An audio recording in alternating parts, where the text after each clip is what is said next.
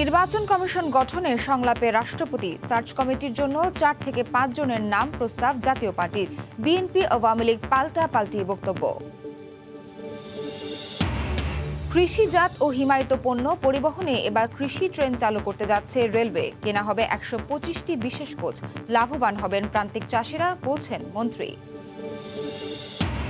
বছরের প্রথম দিন নতুন বই তুলে দিতে চলছে শেষ সময়ের প্রস্তুতি। বরিশালের চাহিদা অনুযায়ী প্রাথমিকদের পাঠ্য বই পৌঁছালেও মাধ্যমিক হার মাত্র 40%।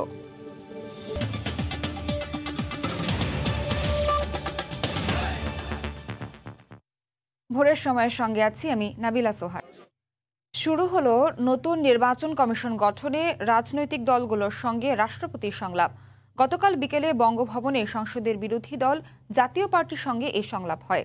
পরে জাতীয় পার্টির প্রতিনিধি দল তাৎক্ষণিক প্রতিক্রিয়ায় জানান, নতুন আইন প্রণয়নের পাশাপাশি সার্চ কমিটি করতে নামও প্রস্তাব করা হয়েছে। সালাউদ্দিন লিয়ার ক্যামেরায় আরও জানাচ্ছেন দেবাশিস রায়।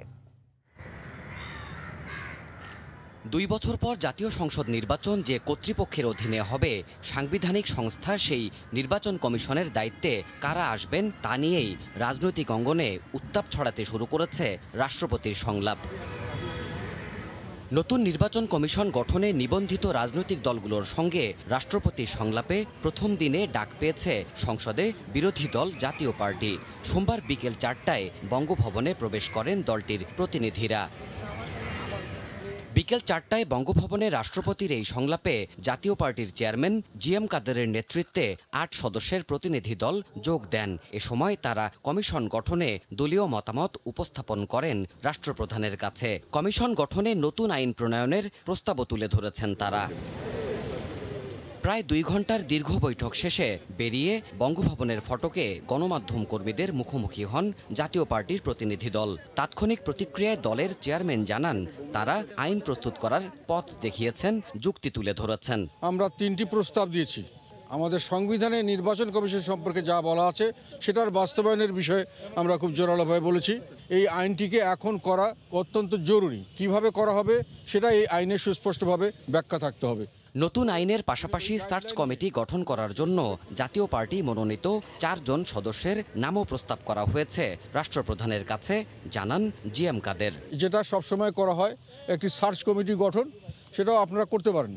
সেখানে আমরা সার্চ কমিটি গঠনের জন্য কিছু যোগ্য এবং নিরপেক্ষ ব্যক্তিত্ব যাদের আমরা মনে করি তাদের নামের তালিকা আমরা ওনাদেরকে দিয়েছি। পরে দলটির আরেক নেতা মুজিবুল হক চুন্নু সাংবাদিকদের বলেন, জাতীয় পার্টি একটি নির্বাচনমুখী দল, সরকারের শুভ উদ্যোগে তারা পাশেই থাকবেন। আমরা চাই যে সার্চ কমিটি হোক, যাই সার্চ কমিটি যাতে গ্রহণযোগ্য সার্চ কমিটি হয়, মহামান্য রাষ্ট্রপতি যেন করেন, এবং সার্চ কমিটি হইলে যাতে গ্রহণযোগ্য অ্যাকসেপ্টেবল মানে ইলেকশন কমিশনার বা চিফ কমিশনার যেন করা হয়, যাতে মানুষ মানে গ্রহণ করে, এরকম রুজুক করা হয়, দেন আমরা এটা হয়তো অ্যাকসেপ্ট করব।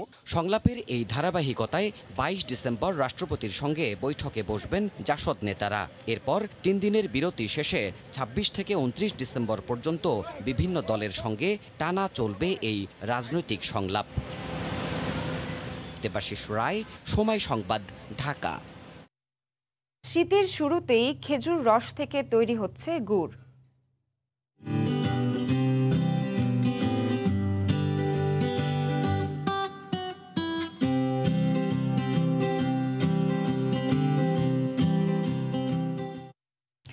রাজশাহী অঞ্চলের সুস্বাদু গুড় চলে যাচ্ছে দেশের বিভিন্ন প্রান্তে। এই নিয়ে রিপোর্ট থাকছে সংবাদের শেষাংশে। প্রধানমন্ত্রী শেখ হাসিনা বলেছেন, সশস্ত্র বাহিনীর উন্নয়নের পাশাপাশি দেশের অর্থনৈতিক ও সামাজিক উন্নয়নে বর্তমান সরকার নিরলসভাবে কাজ করে যাচ্ছে। চট্টগ্রামে নেভাল একাডেমিতে নৌবাহিনীর শীতকালীন কুচকাওয়াজ অনুষ্ঠানে গণভবন থেকে ভার্চুয়ালি অংশ নেন প্রধানমন্ত্রী। সরকার প্রধান বলেন, নৌবাহিনীকে যুগোপযোগী ও শক্তিশালী করতে নানামুখী কাজ চলছে। দেশের সার্বভৌমত্ব রক্ষায় বাহিনীর সদস্যদের প্রস্তুত থাকার নির্দেশ দেন শেখ হাসিনা।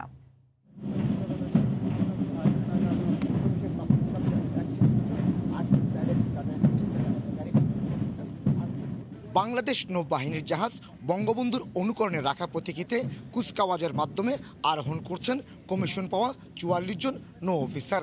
এই অর্জনে তাদের পেরিয়ে আসতে হয়েছে কঠোর প্রশিক্ষণ। আর বাংলাদেশ নৌবাহিনীর রাষ্ট্রপতি কুচকাওয়াজ এবং সমাপনী অনুষ্ঠানে প্রধান অতিথি হিসেবে সালাম গ্রহণ করেন প্রধানমন্ত্রী শেখ হাসিনা।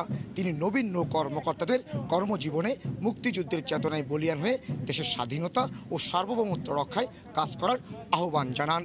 জাতির পিতা বঙ্গবন্ধু শেখ মুজিব আমাদের এই দেশকে স্বাধীনতা এনে দিয়েছিলেন। তিনি একটা বিষয় অনুধাবন করেছিলেন যে বাংলাদেশের যে বিশাল সমুদ্র অঞ্চল, সেই অঞ্চলকে রক্ষা করা, তার সার্বভৌমত্ব রক্ষা করা এবং সেখানে আমাদের অধিকার নিশ্চিত করতে হবে যাতে করে এই সমুদ্র সম্পদ আমরা আমাদের আর্থসামাজিক উন্নয়নে ব্যবহার করতে সক্ষম হই। প্রতিবেশী দেশ মিয়ানমার এবং ভারতের সাথে সমুদ্র সীমা জয়ের পর বিশাল সেই সমুদ্র সীমা নিরাপত্তা নিশ্চিতে বাংলাদেশ নৌবাহিনীর গুরুত্ব অপরিসীম। তাই নৌবাহিনীকে ত্রিমাত্রিক বাহিনীতে রূপ দিয়েছেন আওয়ামী লীগ সরকার। প্রধানমন্ত্রী শেখ হাসিনা দেশের সমুদ্র সীমা রক্ষার পাশাপাশি আর্থসামাজিক উন্নয়নও সমানভাবে কাজ করার আহ্বান জানান নৌ সদস্যদের। বাংলাদেশ নৌবাহিনী আজ শুধু দেশেই নয়, আন্তর্জাতিক পরিমণ্ডলে অত্যন্ত সুশৃঙ্খল, দক্ষ এবং পেশাদার বাহিনী হিসেবে মর্যাদা লাভ করেছে। জাতিসংঘ শান্তিরক্ষা মিশন সহ সকল ক্ষেত্রে তাদের আত্মত্যাগ ও কর্তব্যনিষ্ঠা বাংলাদেশের জন্য বয়ে এনেছে বিরল সম্মান ও মর্যাদা, যা বহির্বিশ্বে বাংলাদেশের ভাবমূর্তিও অত্যন্ত উজ্জ্বল হয়েছে। কর্মজীবনে মুক্তিযুদ্ধের চেতনায় বলিয়ান হয়ে দেশ মাতৃকার সার্বভৌমত্ব নিরাপত্তা রক্ষার্থে তোমরা নিরলসভাবে কাজ করে যাবে বলে আমি বিশ্বাস করি। গণভবন থেকে প্রধানমন্ত্রী শেখ হাসিনা ভিডিও কনফারেন্সের মাধ্যমে এই আয়োজনে যুক্ত হল নৌবাহিনী প্রধান অ্যাডমিরাল এম শাহিন ইকবাল নেভাল একাডেমিতে উপস্থিত থেকে কুচকাওয়াজ পরিদর্শন করেন।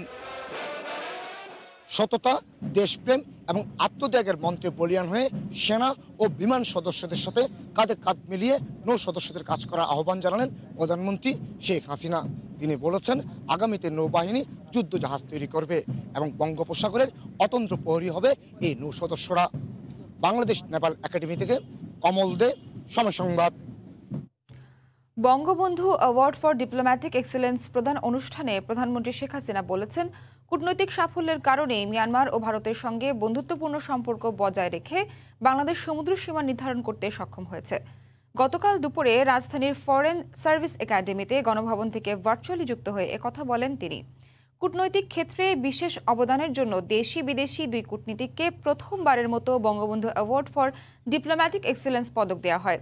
আরব আমিরাতের সঙ্গে সম্পর্ক উন্নয়নে বিশেষ অবদান রাখার জন্য বাংলাদেশে নিযুক্ত আরব আমিরাতের সাবেক রাষ্ট্রদূত সাইদ মোহাম্মদ আল মেহেদিকে এ পদকে ভূষিত করা হয়। অন্যদিকে দেশি কূটনীতিকদের মধ্যে সমুদ্র সীমা নির্ধারণ ও জরিপ কার্যক্রমে বিশেষ অবদান রাখায় পররাষ্ট্র মন্ত্রণালয়ের মেরিটাইম অ্যাফেয়ার্স বিভাগের সচিব রিয়ার অ্যাডমিরাল অবসরপ্রাপ্ত খোরশেদ আলমকে প্রধানমন্ত্রীর পক্ষে পদক তুলে দেন পররাষ্ট্রমন্ত্রী। অনুষ্ঠানে প্রধানমন্ত্রীর ৭৫তম জন্মদিন উপলক্ষে শেখ হাসিনা বিমুগ্ধ বিস্ময় নামে একটি বইয়ের মোড়ক উন্মোচন করা হয়। আমরা আওয়ামী লীগ সরকার গঠন করার পর থেকে এই নীতি অনুসরণ করে যাচ্ছি।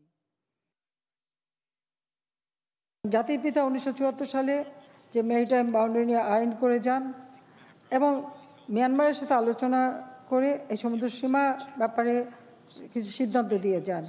আমাদের দুর্ভাগ্য 19৭৫ সালে 15ই আগস্ট জাতির পিতাকে হত্যার পর যে সরকারগুলো এসেছিল, যেমন জায়াল জিয়া, জায়াল এরশাদ বা খালেদা জিয়া, তারা এ ব্যাপারে কোনো উদ্যোগ গ্রহণ করেনি। আওয়ামী লীগ সরকার যখন ক্ষমতা আসে তখনই আমরা এই সমুদ্র সীমা কীভাবে বাস্তবায়ন করতে পারি তার ব্যবস্থা নিই।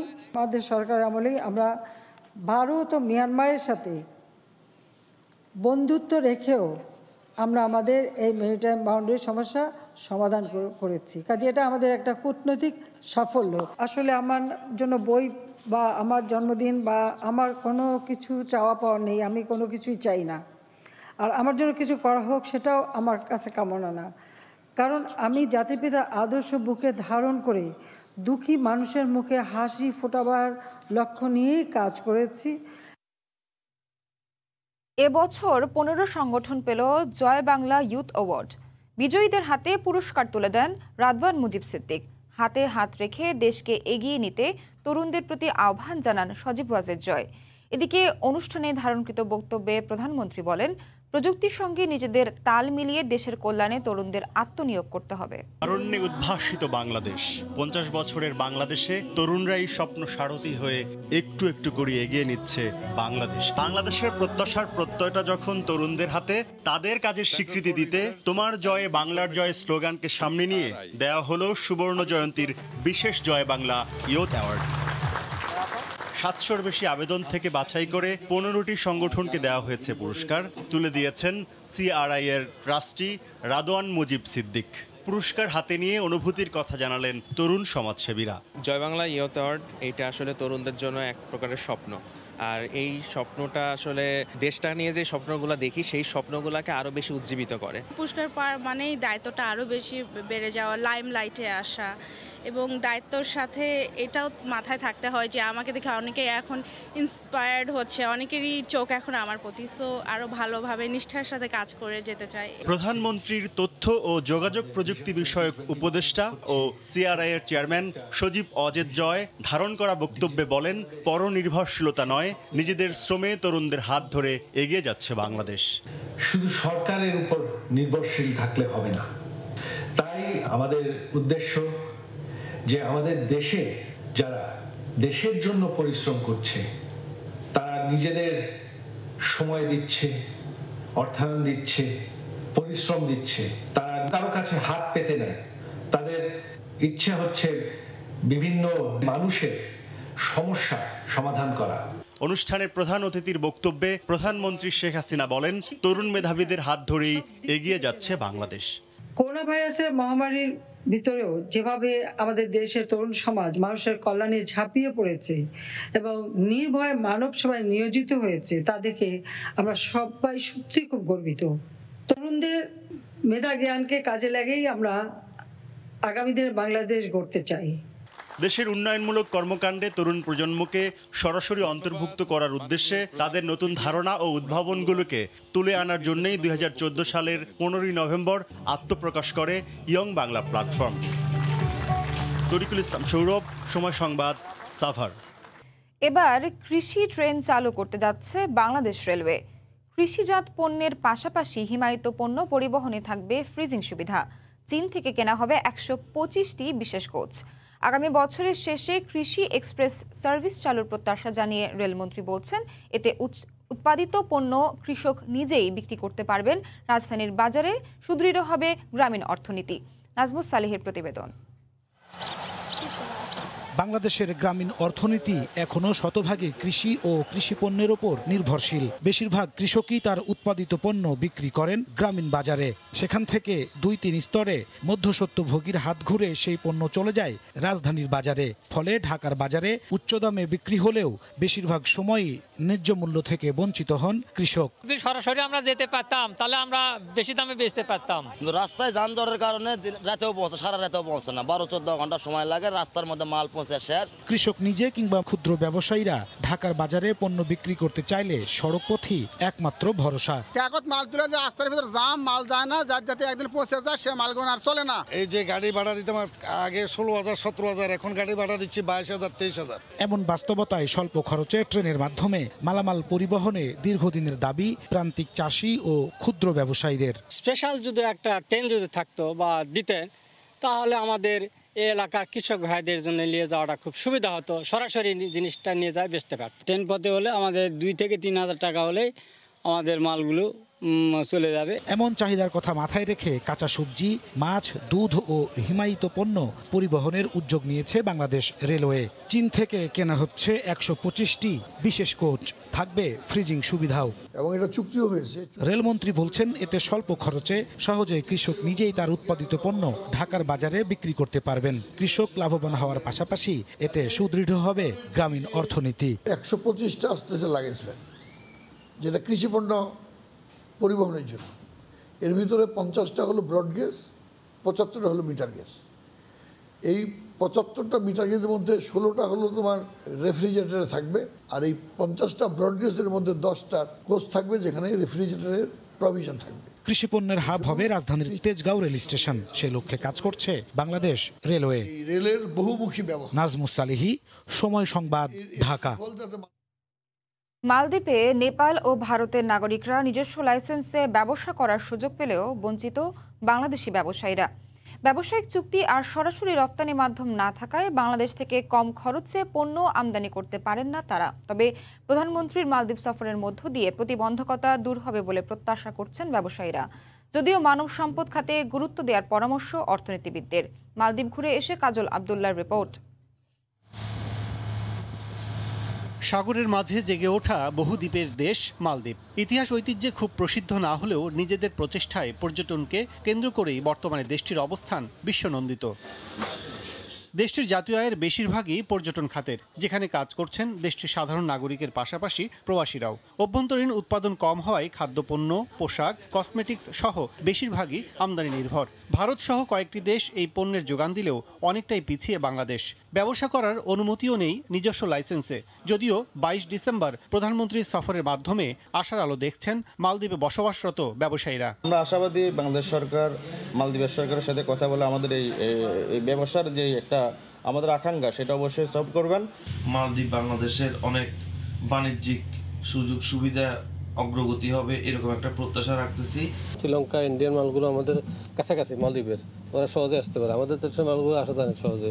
মালদ্বীপ হাইকমিশন জানায় বাংলাদেশ থেকে শ্রমিক পাঠানো, বাণিজ্য চুক্তি সহ বিভিন্ন বিষয়ে আলোচনা হবে দুদেশের সরকার প্রধানের। অর্থনীতিবিদদের পরামর্শ, সর্বাধিক গুরুত্ব দিতে হবে কর্মসংস্থান বিষয়ে। দ্বিপাক্ষিক বাণিজ্যিক সম্পর্কের উন্নয়ন, যেটা মাননীয় প্রধানমন্ত্রীর তার নিজস্ব একটা এজেন্ডা, উনি আমাকে প্রথমেই বলে দিয়েছিলেন। মালদ্বীপে আমাদের প্রবাসী কর্মী যারা অনিয়মিত আছে তাদেরকে নিয়মিতকরণ, এছাড়া পারস্পরিক যে যোগাযোগের ক্ষেত্র আছে, মালবাহী জাহাজ যদি মাসে অন্তত একটা হয় দুইটা হয়, এটা যদি আসে তাহলে আমাদের ব্যবসায়ীদের জন্য মালদ্বীপে রপ্তানির খরচটা অনেক কমে যাবে। মালদ্বীপের বাজারে কিন্তু বাংলাদেশের শ্রমিকের ভালো চাহিদা আছে, এবং যারা এখন এই অনানুষ্ঠানিকভাবে আছে তারা যদি এখন ওইভাবে যদি একটু ফর্মালি তাদেরকে ইন্টিগ্রেট করা হয় ওই ইকোনমিতে, তাহলে বাংলাদেশের অর্থনীতিতে তারা রেমিটেন্স পাঠিয়ে ভালো অবদান রাখতে পারে। দ্বিপাক্ষিক আলোচনার মাঝে বাংলাদেশের পর্যটন খাতের উন্নয়নে মালদ্বীপের পর্যটনের কারিগরি দক্ষতার সহায়তা নেওয়ার পরামর্শ দিয়েছেন অর্থনীতিবিদরা। কাজল আব্দুল্লাহ, সময় সংবাদ, মালদ্বীপ। বই উৎসবের বাকি মাত্র 9 দিন।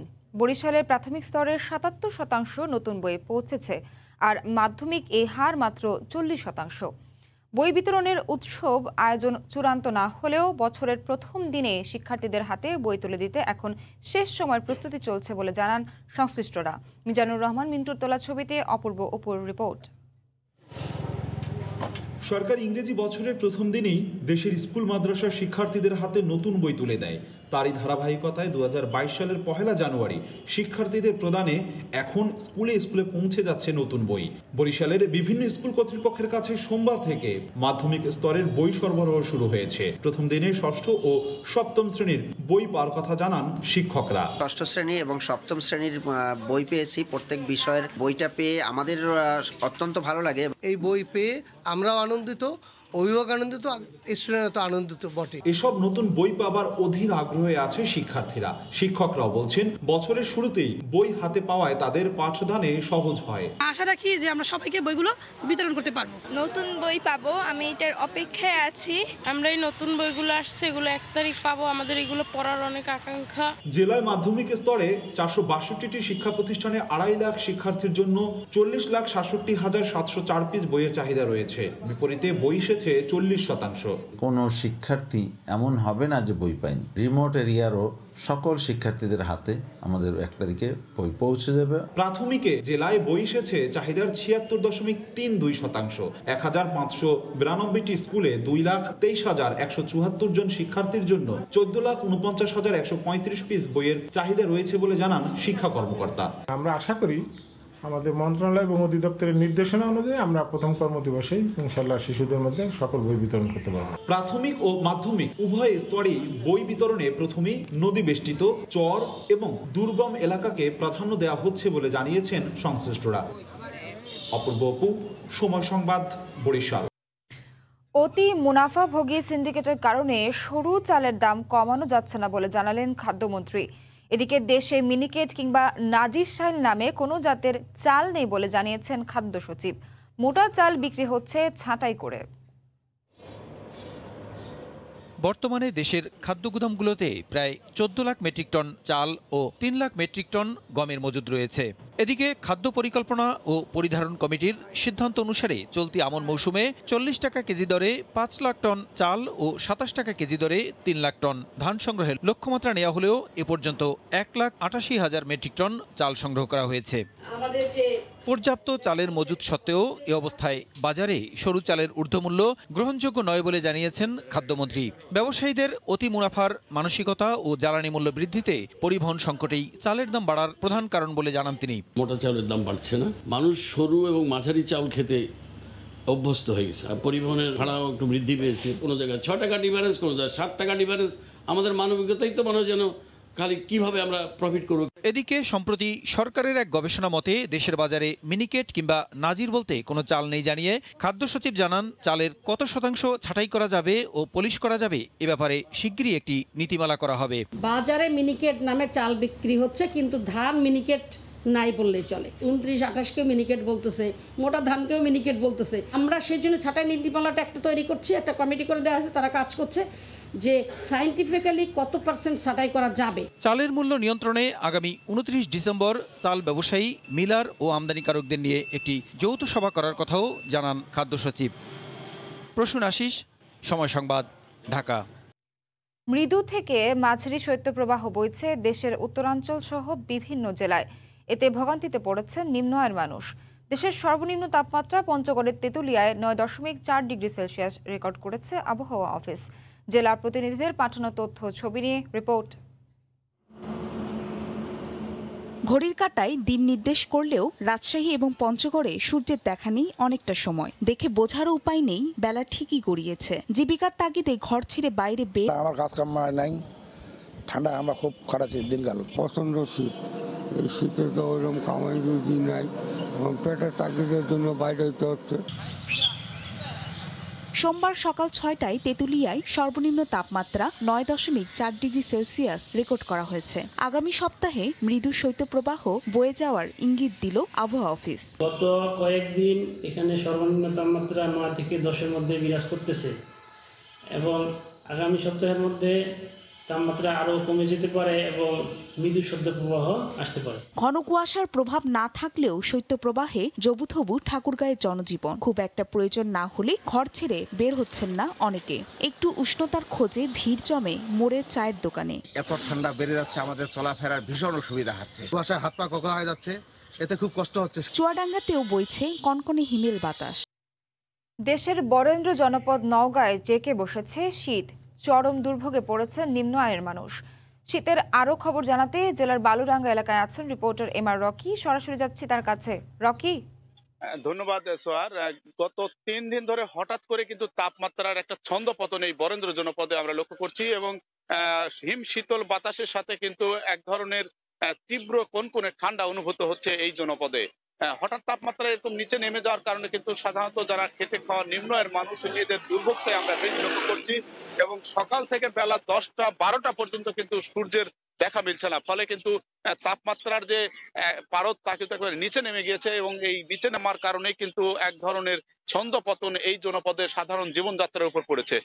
গেল 10-12 দিন ধরে কিন্তু তাপমাত্রা বেশ ওঠানামা করছিল, তবে গত 2-3 দিন ধরে তাপমাত্রা এখন যেটা বিরাজ করছে 9 থেকে 10 ডিগ্রি সেলসিয়াসের মধ্যে ওঠানামা করার কারণে কিন্তু এক ধরনের প্রকৃতিতে বড় ধরনের বৈরিতা এখানে আমরা লক্ষ্য করছি এবং তাপমাত্রা নেমে যাওয়ার কারণে সাধারণত যারা ভোর সকালে বের হন খেটে খাওয়ার জন্য এই শ্রেণী মানুষের জন্যই কিন্তু এক ধরনের দুর্ভোগ এখানে আমরা উপলব্ধি করছি এবং বরেন্দ্র জনপদে এখন কিন্তু ভর মৌসুম চলছে বুড়ো চাষের এবং ধান কেটে তোলার পর বিভিন্ন প্রক্রিয়ার মাধ্যমে ধান রোপণের যে মাত্রা তা কিন্তু কিছুটা ব্যাহত হওয়া শুরু হয়েছে এবং সাধারণত এই ভোর সকাল থেকে 10টা-12টা পর্যন্ত মানুষের সড়কগুলোতে উপস্থিতি খুবই কম দেখা যাচ্ছে। বিশেষ করে যারা একেবারে প্রয়োজন তারাই বের হচ্ছেন এবং আরেকটি বিষয় আমরা লক্ষ্য করছিলাম যে এই তাপমাত্রা হঠাৎ নিচে নেমে যাওয়ার কারণে কিন্তু ভাইরাস জনিত যে রোগগুলো রয়েছে বিশেষ করে শিশু এবং বয়স্কদের এই রোগের কিন্তু প্রকোপ কিছুটা বেড়েছে এবং হাসপাতালগুলোতে বেশ রোগীর চাপ আমরা এখানে দেখতে পাচ্ছি এবং হাসপাতালে যতই রোগী বাড়ছে স্বাস্থ্য বিভাগ বলছে যে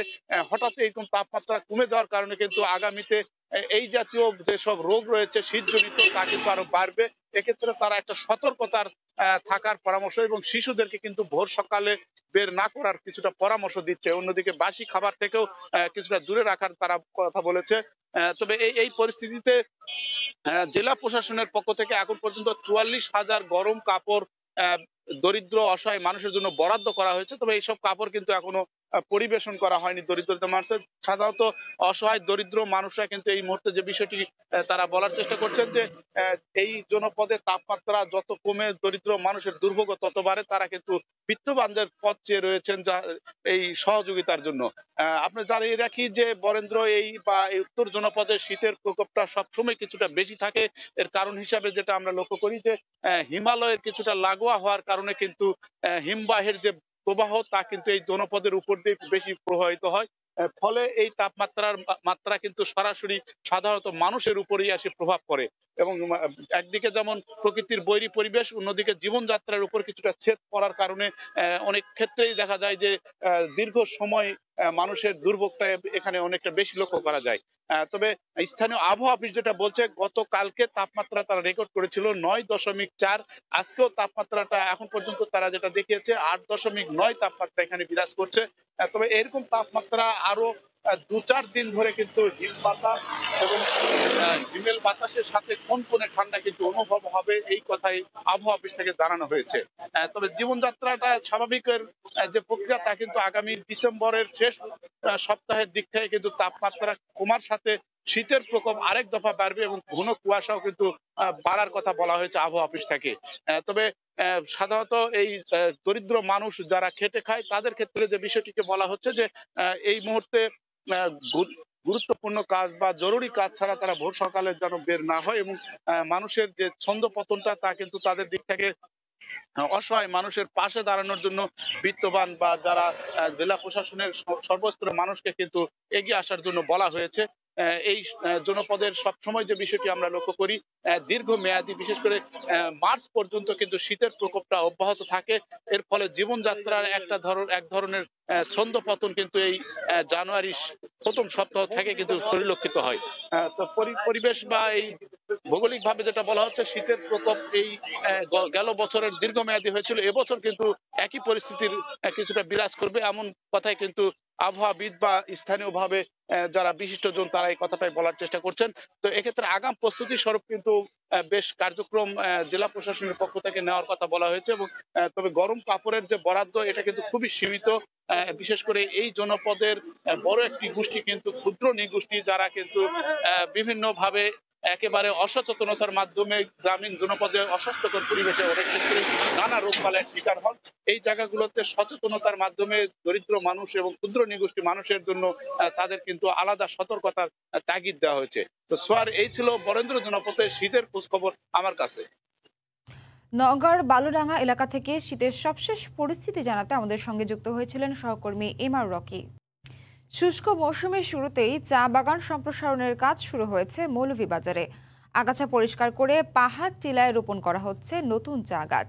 পাশাপাশি ষাটোর্ধ্ব গাছগুলো তুলে নতুন গাছ লাগানো হবে বলে জানিয়েছে চা বাগান কর্তৃপক্ষ। মৌলভীবাজার থেকে শাহ অলিদুর রহমানের পাঠানো তথ্য ও মোহাম্মদ ইয়ারুব আহমেদের ছবি নিয়ে রিপোর্ট। সরকারি নির্দেশনা অনুযায়ী চা বাগান মালিকদের প্রতি বছর আবাদ বাড়াতে হবে 2.5%, সঙ্গে ষাটোর্ধ্ব গাছ তুলে রোপণ করতে হবে নতুন চারা। সে অনুযায়ী মৌলভীবাজারে চলছে বাগান সম্প্রসারণের কাজ।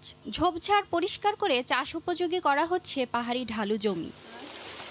চা বাগানের কর্মীরা এখন ব্যস্ত নতুন বাগান তৈরিতে। বাগানের কর্মকর্তারা জানান সরকার 2.5% নির্ধারণ করলেও সম্প্রসারণ করা হচ্ছে 3 থেকে 3.5%।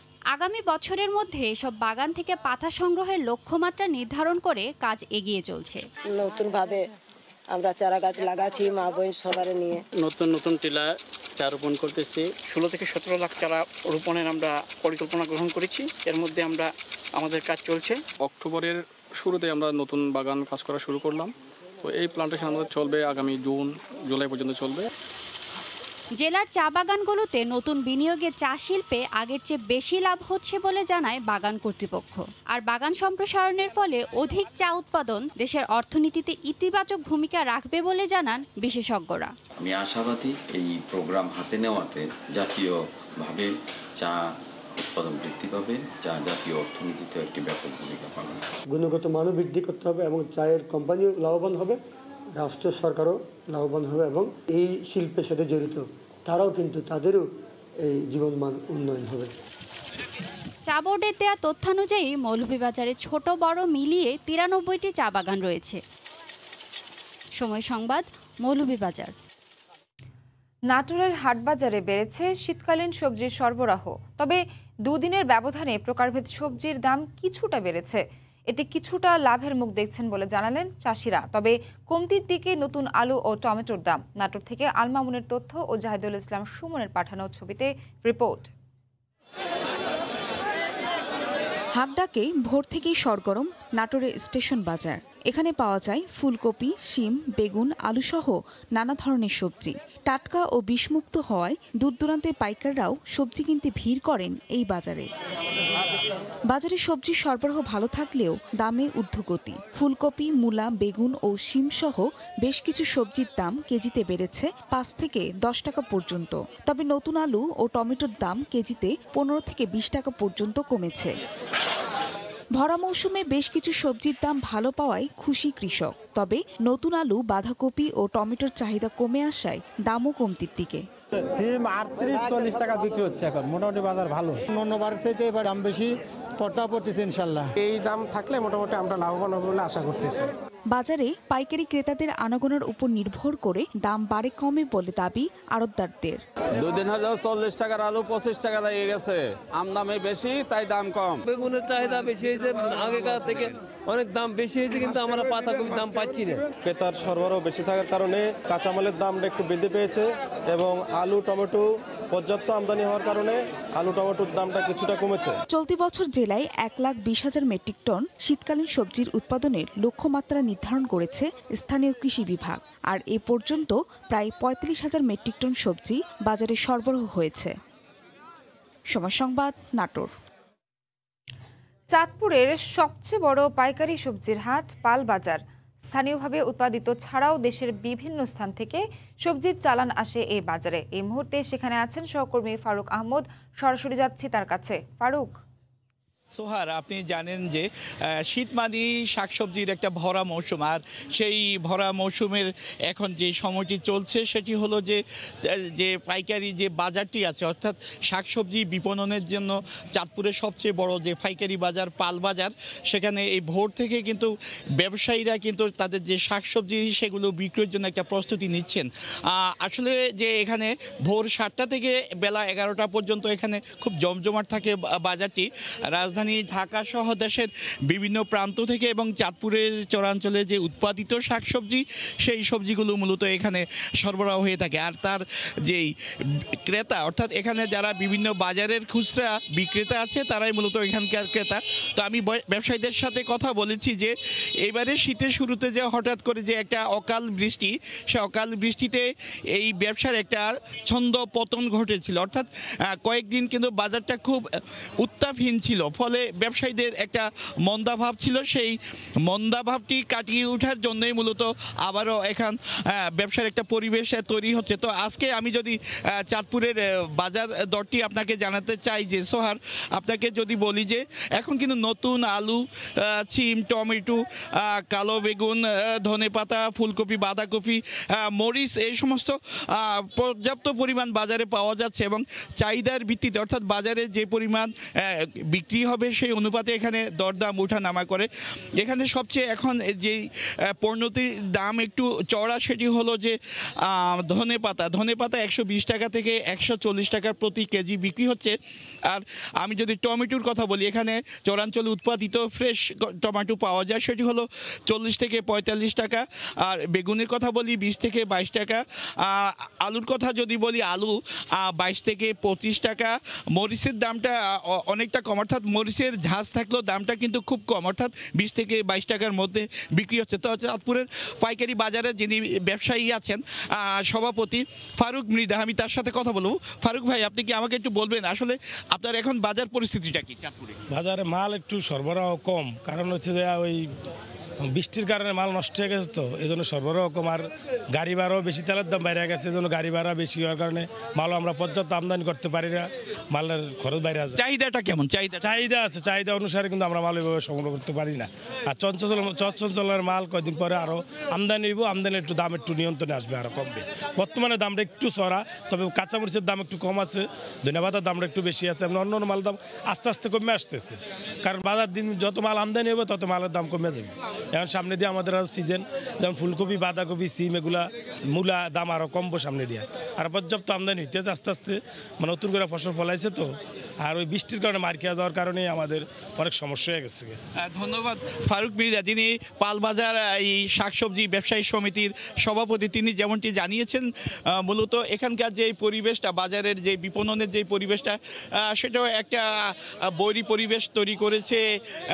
সেটি হলো যে জ্বালানির মূল্য বৃদ্ধির ফলে, অর্থাৎ দূর দূরান্ত থেকে যে সবজির চালানগুলো আসে সেগুলো যখন সড়ক কিংবা নৌপথে চাঁদপুরে পৌঁছে, তখন এই জ্বালানির মূল্য বৃদ্ধির ফলে এখানে শাকসবজির দামটাও কিন্তু একটু বেড়ে যায়। তো আমি যদি আপনাকে বলতে চাই যে সেটি হলো যে সোহার, আপনি জানেন যে এই সবজির বাজারটি মূলত ভোরে জমলেও এটি যখন বেলা বাড়তে থাকে তখন কিন্তু আরও জমজমাট হতে থাকে, অর্থাৎ জেলার দূর দূরান্ত থেকে বিভিন্ন বাজারে যে ক্রেতারা আছে তারা এখানে ভিড় করতে থাকেন। এবং এখানে আরেকটি কথা হলো যে চাঁদপুরের এই পালবাজারটির বৈশিষ্ট্য হলো যে নদী এবং সড়ক পথে যোগাযোগ ব্যবস্থা সুষম হওয়াতে এখানকার পণ্য খুব সহজে পৌঁছে যায়। তো আমি আপনাকে শেষ মুহূর্তে যে তথ্যটি জানাতে চাই যে শুধু সকাল ভোরবেলায় নয়, বিকালেও কিন্তু পালবাজারে আবার নতুন করে আরেকটি এরকম জমজমাট পরিবেশ তৈরি হয়। এ ছিল আমার কাছে চাঁদপুরের পাইকারি সবজির বাজার পালবাজার থেকে সবশেষ তথ্য। সোয়ার, চাঁদপুরের পালবাজার থেকে সবজি বাজারের সবশেষ খবর জানাচ্ছিলেন সহকর্মী ফারুক আহমদ। 6 জনে একজন প্রবীণ নির্যাতনের শিকার, আর বাবা মাকে নির্যাতনের ক্ষেত্রে শিক্ষিত সন্তানদের হারই বেশি। প্রবীণ মেলার উদ্বোধনী অনুষ্ঠানের শেষে এমন তথ্য দিলেন প্রধান বিচারপতি সৈয়দ মাহমুদ হোসেন। পিতামাতার ভরণ পোষণের খরচ বহন না করলে 3 মাসের কারাদণ্ডের বিধান বাস্তবায়নের তাগিদ দিলেন প্রধান বিচারপতি।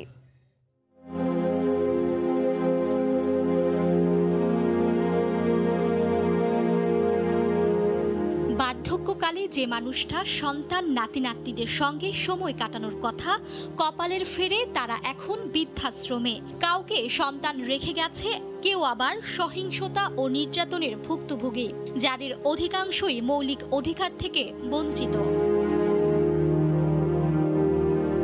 বাবা মাকে ভরণ পোষণ না দিলে জেল জরিমানার বিধান আছে। এরপরও কি কমেছে বৃদ্ধাশ্রমে প্রবীণ জনগোষ্ঠীর সংখ্যা?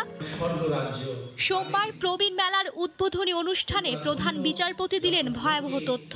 বললেন, প্রতি 6 জন প্রবীণের মধ্যে একজন নির্যাতনের শিকার।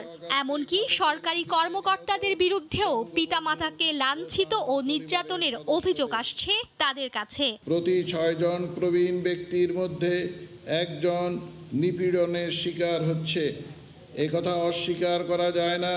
প্রবীণদের প্রতি নিপীড়ন ক্রমান্বয়ে বেড়ে চলেছে। তথাকথিত শিক্ষিত ব্যক্তিগণ বয়োবৃদ্ধ পিতামাতার প্রতি সীমাহীন উদাসীনতা প্রদর্শন করছে, যা সবসময় আমাকে ব্যথিত করে। পিতামাতাকে অবহেলাকারী সন্তানের 3 মাসের কারাদণ্ড ও 1 লাখ টাকা জরিমানার বিধানের কথা বলা আছে আইনে। এই বিধান বাস্তবায়নের তাগিদ দিলেন প্রধান বিচারপতি। পিতামাতার প্রতি অবহেলা প্রদর্শনকারী সরকারি কর্মকর্তা কর্মচারীদের বিরুদ্ধে অসদাচরণের অভিযোগ আনা এখন বাস্তবতার নিরিখে অপরিহার্য। বাংলাদেশ পরিসংখ্যান ব্যুরোর তথ্য বলছে, দেশে 1,30,00,000 মানুষ প্রবীণ, যা মোট জনগোষ্ঠীর 8%। মার্জিয়া মুমু, সময় সংবাদ, ঢাকা। করোনা সংক্রমণ বাড়তে থাকায় বড়দিনের আগে রাত্রিকালীন কারফিউ জারির সিদ্ধান্ত নিয়েছে ইতালি। আক্রান্তের সংখ্যা 50,000 ছাড়ালে ফের আসতে পারে লকডাউন। এরই মধ্যে ইতালিতে করোনার নতুন ধরন ওমিক্রনের আক্রান্তের সংখ্যা 60 ছাড়িয়ে গেছে। এমন পরিস্থিতিতে ফের লোকসানের আশঙ্কায় প্রবাসী ব্যবসায়ীরা। ইতালির রোম থেকে জুয়ানা মাহমুদের রিপোর্ট। গত মার্চের পর ইতালিতে প্রথমবারের মতো একদিনে করোনা আক্রান্ত হয়েছেন 28,000-এর বেশি মানুষ। মৃত্যুর সংখ্যাও ঊর্ধ্বমুখী। সবশেষ একদিনে মারা গেছেন 137 জন। সংক্রমণ ও মৃতের সংখ্যা বাড়তে থাকায় ফের কঠোর অবস্থানে যাচ্ছে ইতালি প্রশাসন। ওমিক্রন রোধে আগে থেকেই বাড়তি প্রস্তুতি নিতে শুরু করেছে ইতালি। করোনা মহামারীর প্রথম ঢেউয়ের চরম আঘাত থেকে শিক্ষা নিয়ে এবার তারা আগেভাগেই কড়াকড়ি আরোপ করতে চলেছে। বড়দিনের আগে রাত্রিকালীন কারফিউ জারির সিদ্ধান্ত নিতে পারে কর্তৃপক্ষ। সংক্রমণ বাড়তে থাকলে ফের লকডাউনের আভাস দিয়েছে ইতালি সরকার। এতে শঙ্কিত প্রবাসী ব্যবসায়ীরা। নতুন করে যে ভাইরাস ওমিক্রন, এই ভাইরাসের জন্য এখন আবার আমাদের নতুন করে লকডাউন বা কারফিউ দেওয়ার সিদ্ধান্ত চলতেছে। যদি আবার নতুন করে সিদ্ধান্ত হয় তাহলে আমরা আরও ক্ষতিগ্রস্ত হয়ে পড়ব। করোনার কারণে এমনি আমরা ব্যবসায়ীরা খুব ক্ষতিগ্রস্ত হয়ে গেছি। এর ভিতরে আবার নতুন ওমিক্রন ভাইরাস ঠেকাতে সরকার কঠোর পদক্ষেপ নিয়েছে। শুনতেছি তারা কারফিউ জারি করবেন। তা আমাদের প্রবাসী সকল বাংলাদেশি ভাইদের কাছে অনুরোধ, তারা সরকারের সব বিধিনিষেধ মেনে চলাচল করবেন। করোনার নতুন ধরন ওমিক্রন বিস্তার এবং করোনার সংক্রমণ নিয়ন্ত্রণ না হলে আগামী জানুয়ারি থেকে আবারও শিক্ষা প্রতিষ্ঠান বন্ধ হতে পারে বলে ইঙ্গিত দিয়েছেন দেশটির স্বাস্থ্য বিশেষজ্ঞরা। রাজধানী রোমে মাস্ক পরা বাধ্যতামূলক হতে যাচ্ছে। জুমানা মাহমুদ, সময় সংবাদ, রোম, ইতালি। লিসবনে শিশুদের ভ্যাকসিনেশন কার্যক্রমে বড়দিনের ছোঁয়া লেগেছে। সান্টা ক্লজের সাজ থেকে শিশুরা যেমন উপভোগ করছে, তেমনি অভিভাবকরাও সাধুবাদ জানিয়েছে এমন উদ্যোগকে। টিকার ভয় কাটাতেই এমন পন্থার কথা জানিয়েছে সংশ্লিষ্টরা। তারিকুল হাসান আশিকের রিপোর্ট। দরজায় কড়া নাড়ছে বড়দিন। বাড়িঘর বা কর্মস্থল সব স্থানেই সাজ রব। এরই মধ্যে অমিক্রন ভ্যারিয়েন্টের প্রভাবে পর্তুগালে বাতিল করা হয়েছে বড়দিন এবং বর্ষবরণের বড় সব আয়োজন। তাই বলে কি থেমে থাকবে উৎসব উদযাপন? তাই কর্মস্থলেই বড়দিনের আমেজ এনেছে পর্তুগালের স্বাস্থ্য বিভাগ। বড়দিনের সাজে কর্মস্থলে ডাক্তার, নার্স সহ সংশ্লিষ্টরা। করোনা মোকাবেলায় নতুন মাইলফলক স্পর্শ করেছে পর্তুগাল। 18 ডিসেম্বর থেকে শুরু হয়েছে 12 বছর বয়সের কম বয়সী শিশুদের ভ্যাকসিন কার্যক্রম। সেখানেই হাজির সান্তা ক্লজ, আর তাতেই ভ্যাকসিন নিতে আসা শিশুদের খুশি বেড়ে গেছে দ্বিগুণ। আমি যদি ভ্যাকসিন না নেই তাহলে আমার কোভিডে আক্রান্ত হবার সম্ভাবনা থাকবে। আমি তা চাই না। এমন পরিবেশে ভ্যাকসিন নিতে পেরে আমার ভালো লাগছে। ভ্যাকসিন আমার পরিবার বা সবার জন্যই খুবই গুরুত্বপূর্ণ। কে কখন আক্রান্ত হবে তা আমরা কেউই জানি না। আমি মনে করি ভ্যাকসিনই একটা সুরক্ষার বলয়। শিশুদের ভ্যাকসিন কার্যক্রমকে একটু আনন্দ ঘন করতেই এমন প্রচেষ্টা বলে জানিয়েছেন সংশ্লিষ্টরা।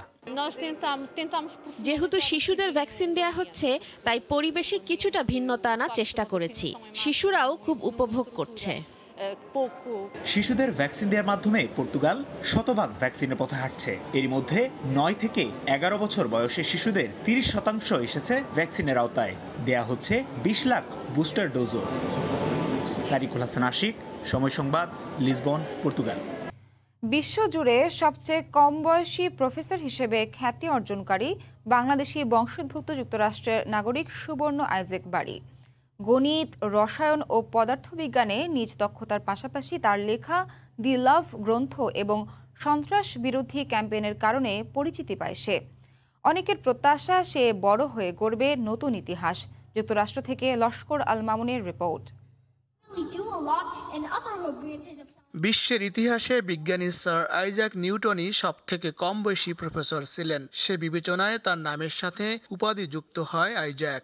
শুধু তাই নয়, তার মেধা আর দক্ষতা দেখে অনেকেরই মাথায় আসে অ্যালবার্ট আইনস্টাইনের কথা। তাদের অনুসারী সুবর্ণ বুদ্ধিতে সমসাময়িকদের চেয়ে রয়েছেন যোজন যোজন এগিয়ে। তাই তাকে এ যুগের আইনস্টাইনও বলেছেন অনেকে। সুবর্ণ আইজ্যাকের এই বিস্ময়কর প্রতিভার কথা সামাজিক যোগাযোগ মাধ্যমে ছড়িয়ে পড়লে নজর কাড়ে গোটা বিশ্বের। নজরে আসে হোয়াইট হাউসেরও। এই বিস্ময়কর বালকের প্রতিভা যাচাইয়ের জন্য নেওয়া হয় একের পর এক পরীক্ষা। যুক্তরাষ্ট্রের নামকরা সব বিশ্ববিদ্যালয়ের বিজ্ঞান ও গণিত বিষয়ের বিশেষজ্ঞদের মুখোমুখি হয় সুবর্ণ। কোনো জটিল পরীক্ষাই আটকাতে পারেনি এই ক্ষুদে বিজ্ঞানীকে। তার সাক্ষাৎকার নেয় নামকরা গণমাধ্যমও।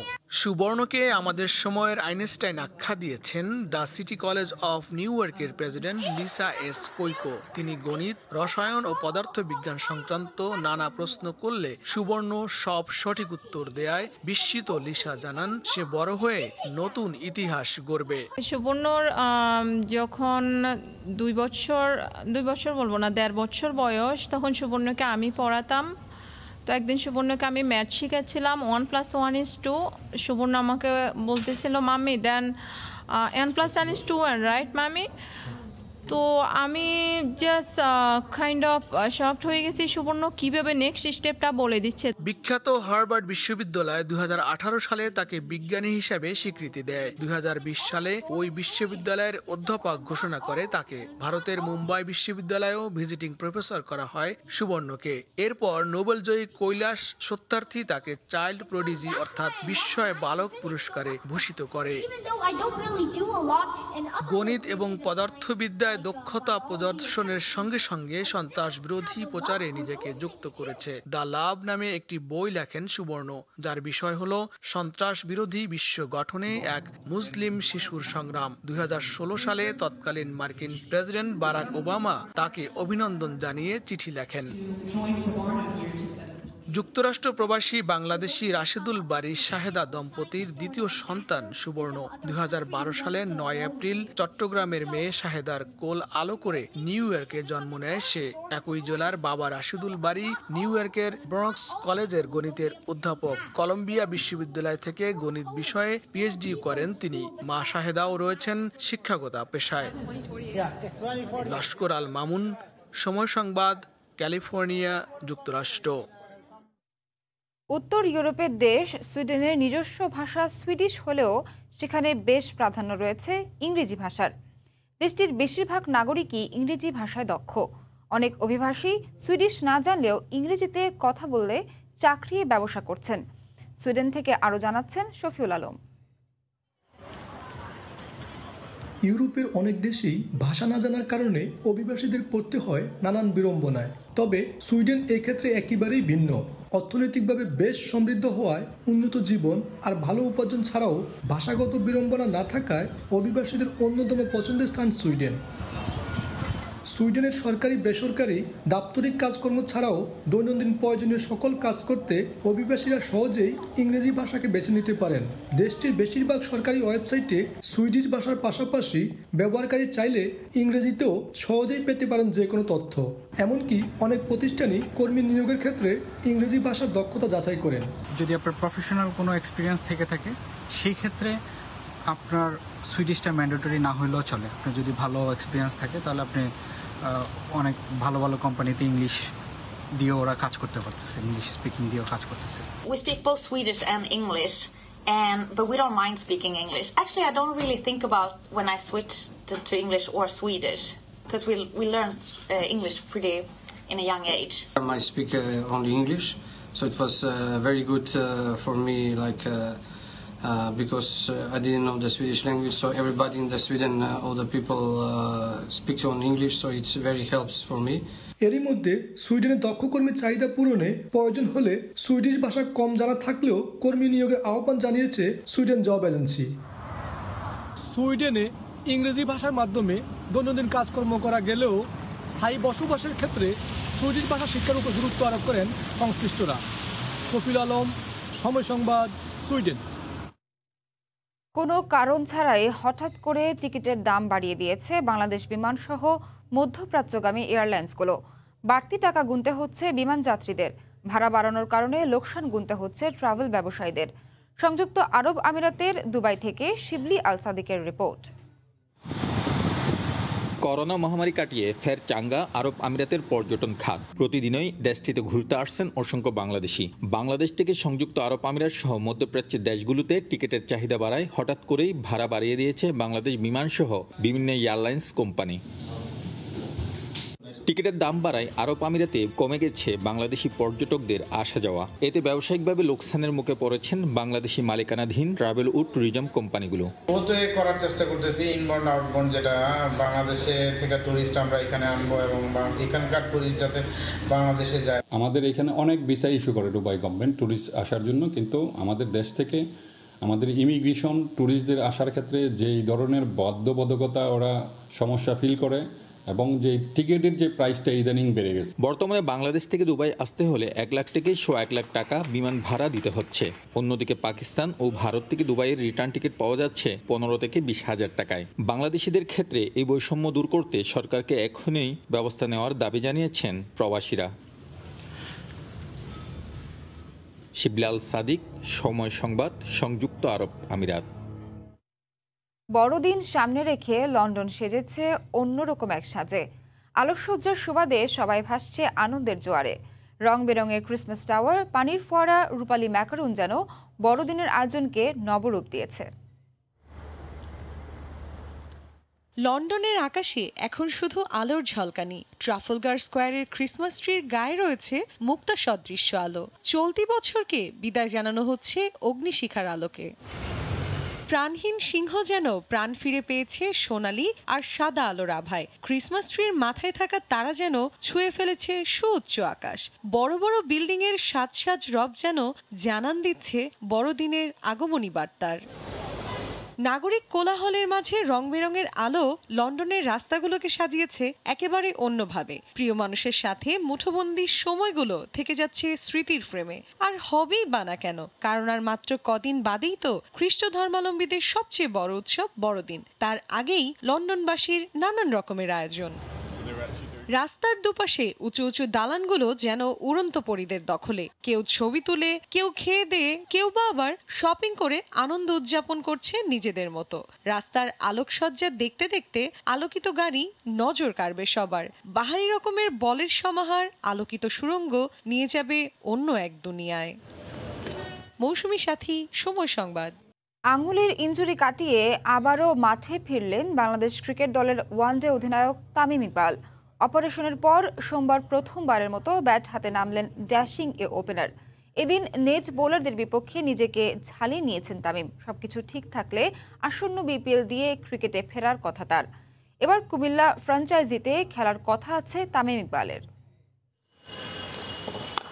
দুপুর তখন 1টা বেজে গেছে। বিসিবির ইনডোর গ্রাউন্ডে অনুশীলন শেষ করেছে অনূর্ধ্ব 19 দলের সদস্যরা। আর একই সময় মূল মাঠে চলছে বাংলাদেশ ক্রিকেট লিগের মধ্যাঞ্চল এবং পূর্বাঞ্চলের মধ্যকার 4 দিনের ম্যাচ।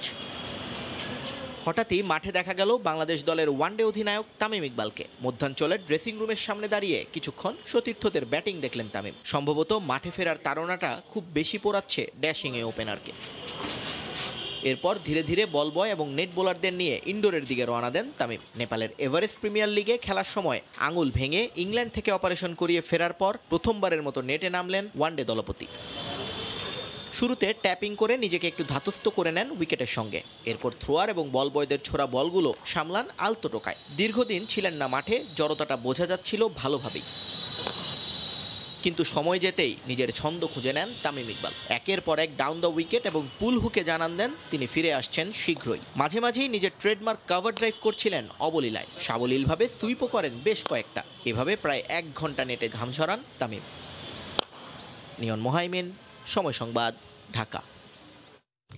খেলোয়াড়দের পারিশ্রমিক দেয়া তো দূরের কথা, খাবারের বাজার খরচ দিতেই হিমশিম খাচ্ছে ঐতিহ্যবাহী মুক্তিযোদ্ধা সংসদ ক্রীড়া চক্র। এই অবস্থায় বেতন না পেলে 25 ডিসেম্বর থেকে ফেডারেশন কাপ বর্জনের ঘোষণা দিয়েছেন ফুটবলাররা।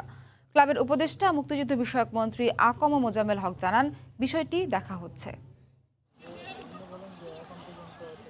এই অনুশীলনে কি শেষ অনুশীলন জানা নেই মুক্তিযোদ্ধার ফুটবলারদের। 25 ডিসেম্বর থেকে শুরু ফেডারেশন কাপ, কিন্তু এখনো পাননি পারিশ্রমিকের কোনো অর্থ। বাড়ি ভাড়া, মাঠ ভাড়া, এমনকি বাজার খরচটুকুও নেই ক্লাবের ফান্ডে। আর্থিক দেনায় বিজয়ের মাসে বন্ধ হবার শঙ্কা দেখা দিয়েছে ঐতিহ্যবাহী ক্লাবটি। সদ্য সমাপ্ত স্বাধীনতা কাপ চলার সময়ই প্রাপ্য পারিশ্রমিক না পেয়ে বাসায় চলে যান ফুটবলাররা। সমাধানের আশ্বাস দিয়ে স্বাধীনতা কাপ টুর্নামেন্ট খেলানো হলেও ফেডারেশন কাপে অংশ নিয়ে দেখা দিয়েছে অনিশ্চয়তা। খাবারই আমাদের সমস্যা হয়ে যাচ্ছে, যে রীতিমতো যে খাবার দেবে প্লেয়ারগুলো এবং ট্রান্সপোর্টে মাঠ খরচ এগুলা সম্ভব হচ্ছে না। তো আমরা এখন ফেডারেশন খাবার আমাদের মুখে একটা অসম্ভব হয়ে পড়তেছে। একটা প্লেয়ারের কোনো টাকা পয়সা এখনো পর্যন্ত পায় নাই। তো এখন আমরা চিন্তা করেছি এই ফেডারেশন কাপটা শুরু হওয়ার আগে যদি কিছু না হয় তাহলে আমরা কোনো প্লেয়ারই খেলবে না। অলমোস্ট 2 মান্থ হয়ে গেছে, ওনার চেহারাও পর্যন্ত আমরা দেখি নাই। কাঁচা বাজারের বিক্রেতা যদি আইসা ক্লাবে আইসা হাউমাউ কাউ করে তা আপনার কেমন লাগবে? মুক্তিযোদ্ধার আর্থিক সংকট নতুন নয়। গেল বছর মুক্তিযুদ্ধ বিষয়ক মন্ত্রণালয় পর্যন্ত টাকা চাইতে গিয়েছিলেন ফুটবলাররা। শেষমেশ ক্লাবটির জাপানি ফুটবলার ইউসুকো কাতোর মাধ্যমে কিছু বিনিয়োগ পাওয়ায় মৌসুম চালানো হয়। এবার আরও অবস্থা করুন। ক্লাবটা আসলেই বন্ধ হয়ে যাওয়ার মতো অবস্থা, কারণ দেখা গেছে যে বিগত স্বাধীনতা কাপ অনেক রিকোয়েস্ট করে খেলানো হয়েছে, কিন্তু ফেডারেশন কাপে শুরুর আগেই ওরা 5 দিন প্র্যাকটিস করে নাই মনের দুঃখে। তার পরবর্তীতেও তাদেরকে আমি ডেকে আনছি। স্বাধীনতার 50 বছর চলতেছে, হয়তো আতশবাজি ফুটিয়েই আমরা অনেক টাকা ব্যয় করে ফেলতেছি, কিন্তু ক্লাবের খাবারও নাই। যার বিষয়টি নিয়ে চিন্তিত থাকার কথা ছিল সেই ক্লাব সভাপতি আসেন না ক্লাবে। মুক্তিযুদ্ধ বিষয়ক মন্ত্রীও দিতে পারেননি সদুত্তর। এই অবস্থায় দাবি আদায়ে মঙ্গলবার মুক্তিযুদ্ধ বিষয়ক মন্ত্রণালয়ে যাবে বলে জানিয়েছে ঐতিহ্যবাহী ক্লাবটির ফুটবলাররা। মেহেদী নাইম, সময় সংবাদ, ঢাকা। এশিয়া কাপকে বিশ্বকাপ প্রস্তুতির সবশেষ মঞ্চ লক্ষ্য করে দুবাই যাচ্ছে বাংলাদেশ অনূর্ধ্ব 19 ক্রিকেট দল। বিশ্বকাপে নামার আগে এই আসর দলের ভারসাম্য এবং আত্মবিশ্বাস দুই বাড়বে বলে মনে করছে কোচ ও ক্রিকেটাররা। এদিকে দলের শক্তি ও ভারসাম্য বাড়াতে বিশ্বকাপে খেলা 2 ক্রিকেটারকে অন্তর্ভুক্ত করা হয়েছে বলে জানিয়েছে গেম ডেভেলপমেন্ট। দীর্ঘমেয়াদী পরিকল্পনার পুরোটাই গেছে কোভিডের পেটে। দুদণ্ড যে সময় মিলেছে তার মাঝেই চলেছে সর্বোচ্চ প্রস্তুতির প্রয়াস। তারপরও ঘাটতি থেকে গেল কিনা এমন আফসোসে আনুষ্ঠানিক ফটো সেশনের ঠিক আগ মুহূর্তেও ব্যাট বলের অনুশীলনে অনূর্ধ্ব 19 দলের ক্রিকেটাররা। শুধুমাত্র 3টি সিরিজের অভিজ্ঞতা নিয়ে বিশ্বকাপের জন্য উড়াল দেবার অপেক্ষায় যুবারা। বড় মঞ্চের জন্য প্রস্তুতিটা যে আদর্শ হয়নি তা নতুন করে বলার অপেক্ষা রাখে না। তারপরও নিজেদের উপর আস্থা রাখছেন ক্রিকেটাররা, কারণ একই পরিস্থিতির মধ্য দিয়ে যে গেছে বাকিরাও। আমরা যেরকম প্রিপারেশন ওয়াইজ ওরকম ভালো নিতে পারি না, বাকি টিমগুলো ওরকমই। সো আমরা গত 2-3 মাসে প্রায় 3টা সিরিজ খেলছি এবং আমি মনে করি ওটাও খারাপ না। আমরা মানে এনা প্রিপারেশন নিতে পারছি এবং লাস্টেই এশিয়া কাপ ওয়ার্ল্ড কাপে যাওয়ার আগে আমরা যেই এখন যে প্রিপারেশন কেমন করলাম এটা আমাদের হেল্প করবে। 1.5 বছরে 3টা সিরিজ হয়েছে, তো আমরা ওইখানে ভালো এক্সপিরিয়েন্স গ্যাদার করছি, আমাদের নিজেদের মধ্যে ভালো কমিউনিকেশন আছে। আশা করি ইনশাল্লাহ যদি গেম বাই গেম ফোকাস করা যায়, আমরা যদি আমাদের বেটার ক্রিকেটটা খেলি অবশ্যই আমরা ভালো কিছু করতে পারবো। নতুন বছরে বিশ্বকাপের আগে বিদায়ী বর্ষে এশিয়া কাপ গ্রুপ পর্বে 3 ম্যাচ পাবে বাংলাদেশ। ভালো করলে সেমিফাইনাল ঘুরে সম্ভাবনা আছে ফাইনালের।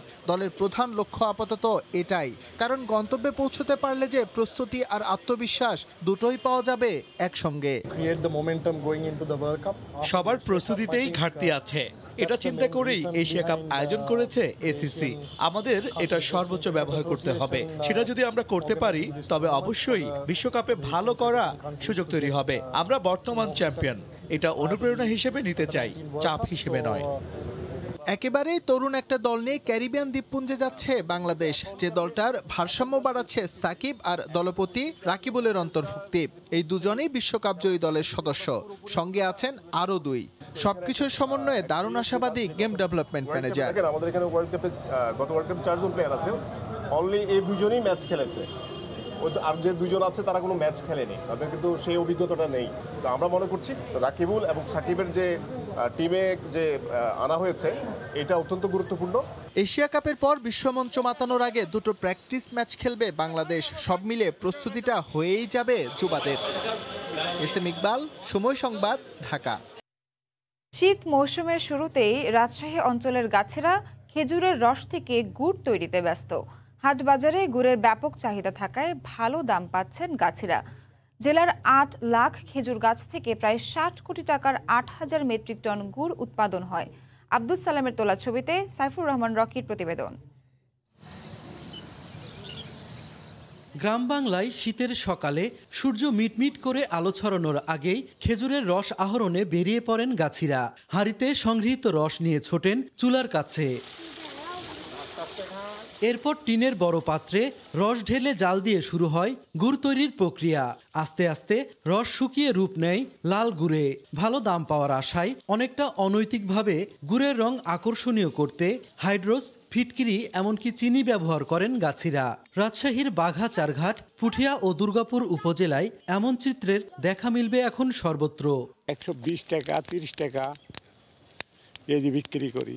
শীতের মৌসুমে প্রতি বছরই আমরা গাছ লাগাই, আর আপনার গুড় তৈরি করে খুরি, বীজ, লালি, পাটালি চাহিদার উপর তৈরি করে ভিত্তি করে আমরা এগুলো তৈরি করি। কেউ আপনার পাটালি সংগ্রহ করে, আবার কেউ আপনাদের ঝোলা গুড় নাই। ফজরে উঠে রস নামাই, গুড় করে আপনার এই যাই যেরকম চাহিদা মতো আমি বানা দিই। পাটালি ও মশলা জাতীয় গুড় উৎপাদন ও বিক্রি করে শীতের এই মৌসুমে জীবিকা নির্বাহ করেন এই অঞ্চলের কয়েক হাজার মানুষ। যখন রস যেন বেশি হয় তখন জাল তত বেশি লাগে, সময়ও অত বেশি লাগে, আর রস অল্প ধন হয় আসে অল্প সময় হয়ে যায়। আমরা গুড় সেল দিই হচ্ছে লালি, যেটাকে বলে মধু লালি। একটা আছে ঝোলা, যেটা দানা দানা দানা থাকে হালকা, আর আপনার মশলা গুড়, যেটা নারিকেল মশলা বলা হয়, আর হচ্ছে বীজ, যেটা সুপার নামে পরিচিত। প্রতি কেজি গুড় বাজারে পাইকারি বিক্রি হচ্ছে 85 থেকে 100 টাকায়। আড়তদাররা জানান, স্থানীয় হাট বাজার থেকে সুস্বাদু এই গুড় চলে যাচ্ছে দেশের বিভিন্ন প্রান্তে। অনেক আমদানি আছে, উপর বাজার হচ্ছে 90-95, আর নিচে হচ্ছে আপনার 80। ফুল মৌসুম, এই 2 মাস অনেক গুড় খাই, শীতকালের সবচেয়ে ফুল সিজন এটা। আর আমরা এখানে কিনি, দেশের বিভিন্ন জায়গায় আমরা সাপ্লাই দিই, মানে বিভিন্ন জায়গা থেকে অর্ডার আসে, ওই অর্ডার অনুযায়ী আমরা দিয়ে দিই। গাছিরা জানান, গ্রাম বাংলার ঐতিহ্য খেজুর রস ও গুড় আস্তে আস্তে হারিয়ে যাচ্ছে। কৃষি সম্প্রসারণ অধিদপ্তরের দেয়া তথ্য মতে জেলায় খেজুরের গাছের সংখ্যা প্রায় 8 লাখ, আর এসব গাছ থেকে শীতের মৌসুমে 60 কোটি টাকার 8000 মেট্রিক টন গুড় উৎপাদন হয়। রাজশাহীর চারঘাট এলাকা থেকে সাইফুর রহমান রকি, সময় সংবাদ। এ পর্যায়ে শীর্ষ সংবাদগুলো জানিয়ে দিচ্ছি আরেকবার। নির্বাচন কমিশন গঠনের সংলাপে রাষ্ট্রপতি সার্চ কমিটির জন্য 4 থেকে 5 জনের নাম প্রস্তাব জাতীয় পার্টির। বিএনপি আওয়ামী লীগ পাল্টাপাল্টি বক্তব্য। কৃষিজাত ও হিমায়িত পণ্য পরিবহনে এবার কৃষি ট্রেন চালু করতে যাচ্ছে রেলওয়ে। কেনা হবে 125টি বিশেষ কোচ, লাভবান হবেন প্রান্তিক চাষিরা, বললেন মন্ত্রী। বছরের প্রথম দিন নতুন বই তুলে দিতে চলছে শেষ সময়ের প্রস্তুতি। বরিশালে মাধ্যমিকের পাঠ্য বই পৌঁছেছে মাত্র 40%, অপেক্ষায় শিক্ষার্থীরা। এ ছিল ভোরের সময়, সঙ্গে থাকুন সময়ে।